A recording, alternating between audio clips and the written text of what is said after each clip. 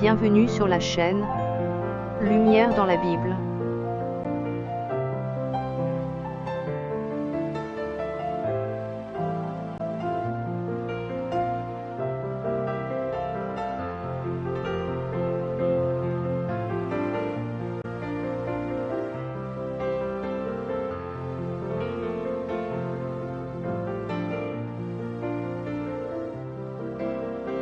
Lumière dans la Bible.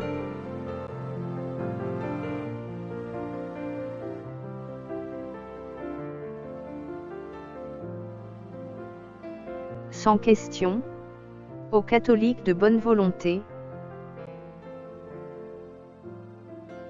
Les 100 questions s'appuient sur un traité original intitulé « Les doctrines catholiques à l'épreuve », écrit par le pasteur Lorenzo Palmier, un ancien prêtre catholique.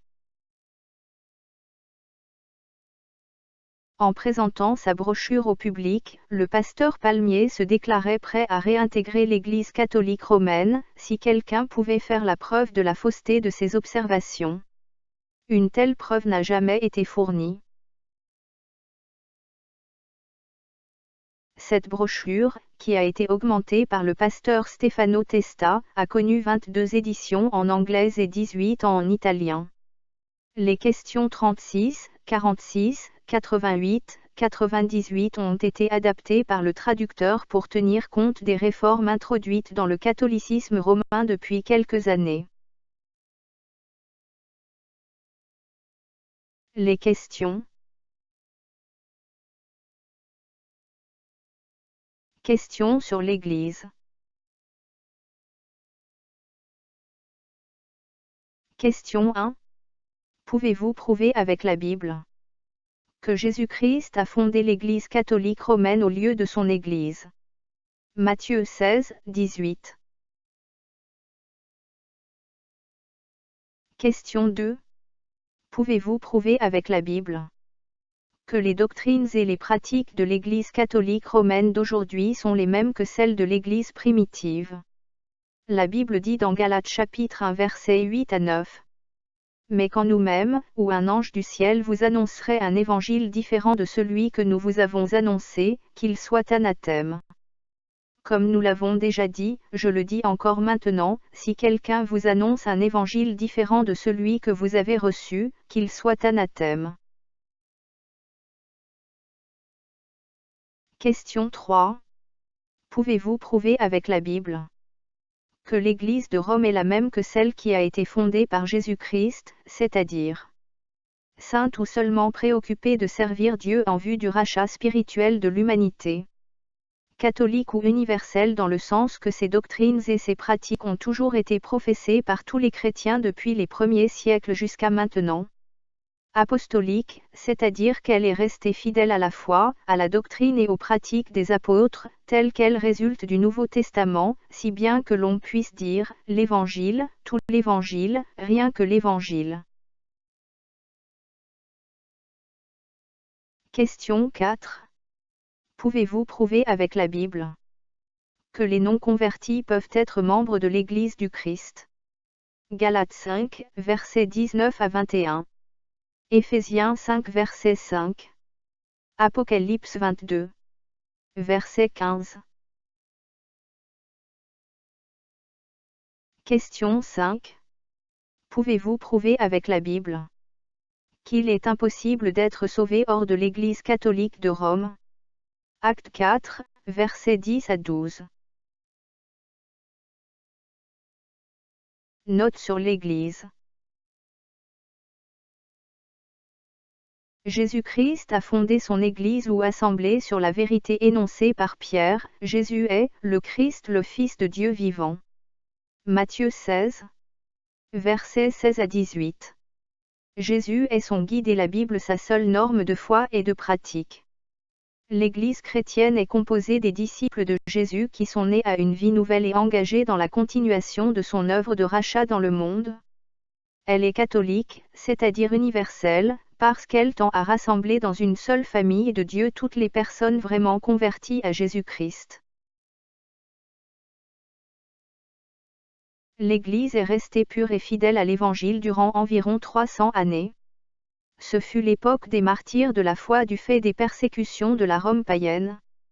Avec la conversion de l'empereur Constantin, le christianisme devint religion d'État, en 313, et une foule de païens fut ajoutée à l'Église par le seul baptême d'eau sans réelle conversion du cœur. Ces païens apportèrent dans l'Église leurs cérémonies, leurs coutumes et leurs rites païens auxquels on donna le nom de chrétiens, si bien que l'assemblée chrétienne fut romanisée et paganisée. La véritable foi chrétienne se trouve dans la totalité de l'Évangile et dans la doctrine des apôtres, tandis que l'Église de Rome y a ajouté le papisme et beaucoup d'autres doctrines et de pratiques anti-bibliques qui font qu'elle n'a plus le droit de s'appeler chrétienne et catholique. Les réformateurs ont vu qu'elle était devenue la Babylone biblique ou l'Église apostate, clairement annoncée dans les Écritures, et qu'elle sera châtiée et détruite à la seconde venue de Christ. 2 Thessaloniciens 2 versets 3 à 12. 1 Timothée 4, versets 1 à 4. Apocalypse 17 verset 18. La réforme du XVIe siècle fut l'une des protestations contre ces doctrines anti-bibliques. Elle a produit une séparation de l'Église officielle de millions de personnes qui sont retournées au christianisme pur du Nouveau Testament. L'Église romaine devrait également se réformer et redevenir vraiment chrétienne, en renonçant au papisme et à tous les dogmes et les rites qui sont contraires à la parole de Dieu. Autrement, l'Église de Rome doit renoncer au titre de chrétienne et catholique et s'appeler simplement romaine. Le titre de catholique convient plutôt à l'Église ou assemblée qui reste fidèle à l'Évangile du Christ et à la doctrine des apôtres sans rien y ajouter. 1 Corinthiens 4 verset 6. La véritable Église du Christ est composée des personnes vraiment converties à Jésus-Christ qui se trouvent dans toutes les églises et dont les noms sont inscrits dans le ciel. Les églises visibles ne sont que les écoles qui enseignent et préparent les chrétiens pour le royaume du Christ. Luc 10 verset 20. Apocalypse 21 verset 27. Lumière dans la Bible.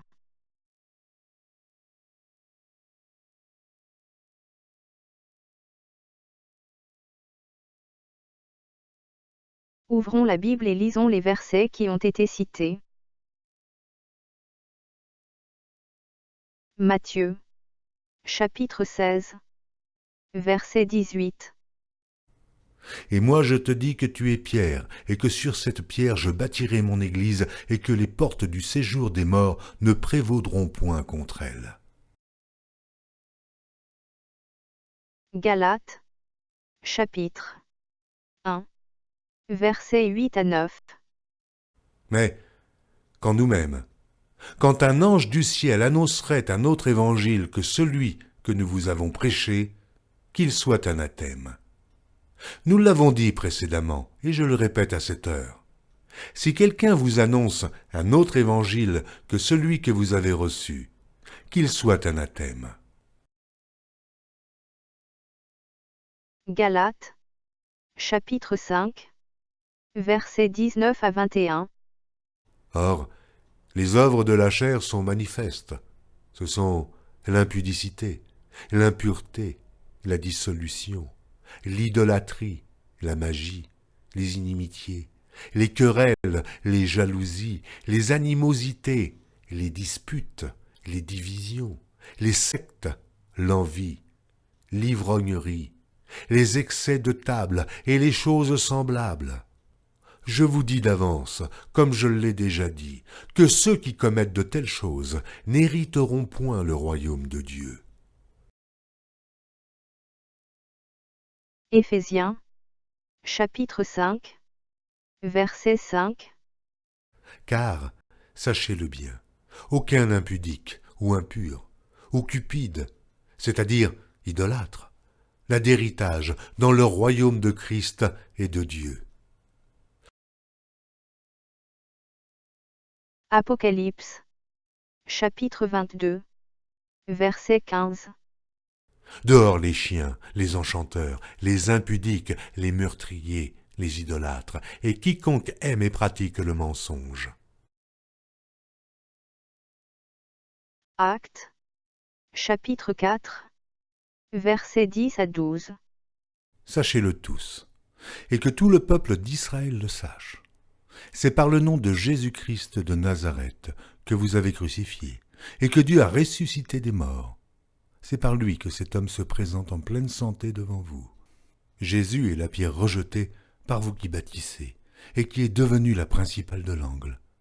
Il n'y a de salut en aucun autre, car il n'y a sous le ciel aucun autre nom qui ait été donné parmi les hommes, par lequel nous devions être sauvés. Matthieu.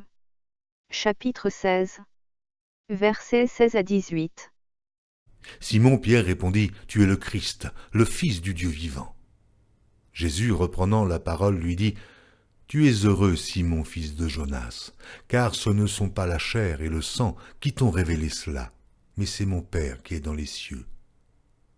Et moi je te dis que tu es Pierre, et que sur cette pierre je bâtirai mon église, et que les portes du séjour des morts ne prévaudront point contre elle. »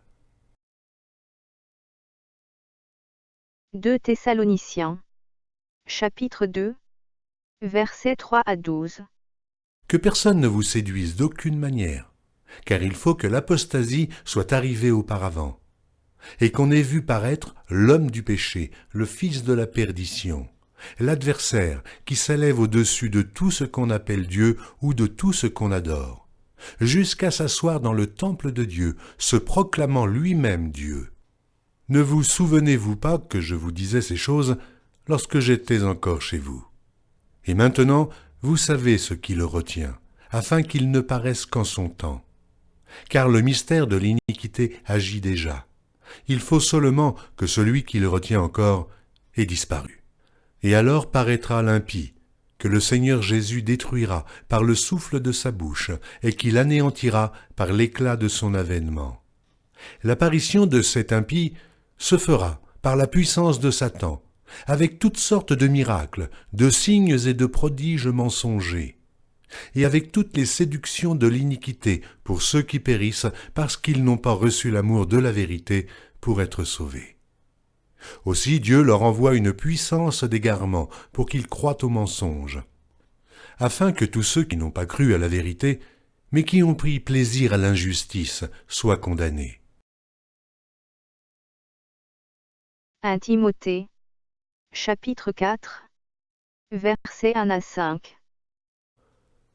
Mais l'Esprit dit expressément que, dans les derniers temps, quelques-uns abandonneront la foi, pour s'attacher à des esprits séducteurs et à des doctrines de démons, par l'hypocrisie de faux docteurs portant la marque de la flétrissure dans leur propre conscience, prescrivant de ne pas se marier et de s'abstenir d'aliments que Dieu a créés pour qu'ils soient pris avec action de grâce par ceux qui sont fidèles et qui ont connu la vérité. Car tout ce que Dieu a créé est bon, et rien ne doit être rejeté, pourvu qu'on le prenne avec action de grâce, parce que tout est sanctifié par la parole de Dieu et par la prière. Apocalypse. Chapitre 17. Verset 18. Et la femme que tu as vue, c'est la grande ville, qui a la royauté sur les rois de la terre.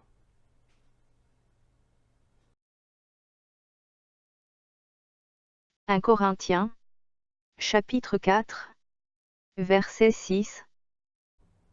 C'est à cause de vous, frères, que j'ai fait de ces choses une application à ma personne et à celle d'Apollos, afin que vous appreniez, en nos personnes, à ne pas aller au-delà de ce qui est écrit, et que nul de vous ne conçoive de l'orgueil en faveur de l'un contre l'autre. »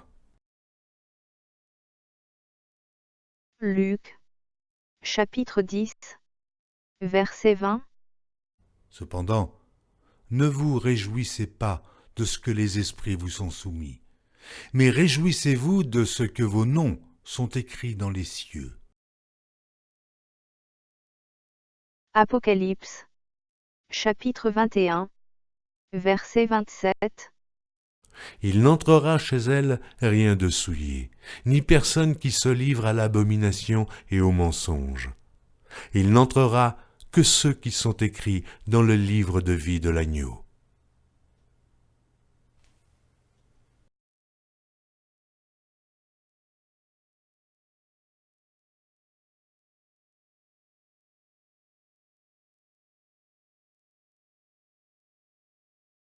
Prochaine vidéo.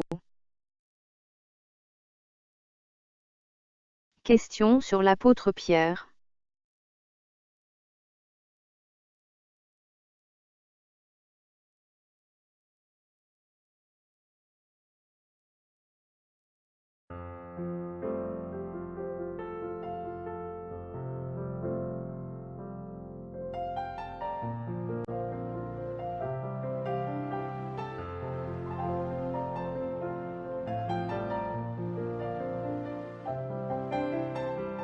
Merci pour votre visite.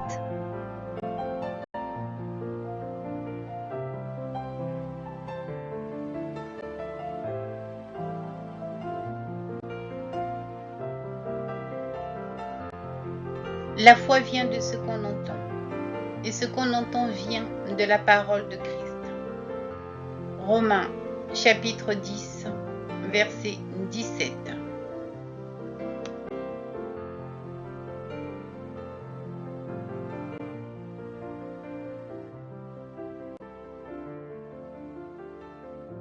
Celui qui plonge ses regards dans la parole de l'Éternel Dieu, qui écoute et lit la parole de l'Éternel pour la mettre en pratique et pour obéir aux commandements. Celui-là trouvera son bonheur et la vie éternelle.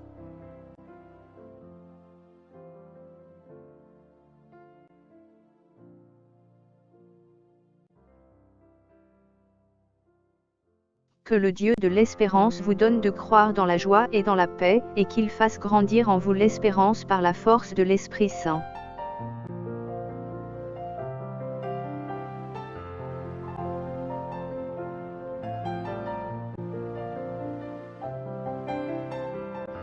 Si vous demeurez dans ma parole, vous êtes vraiment mes disciples. Vous connaîtrez la vérité, et la vérité vous affranchira. Jean, chapitre 8, verset 32.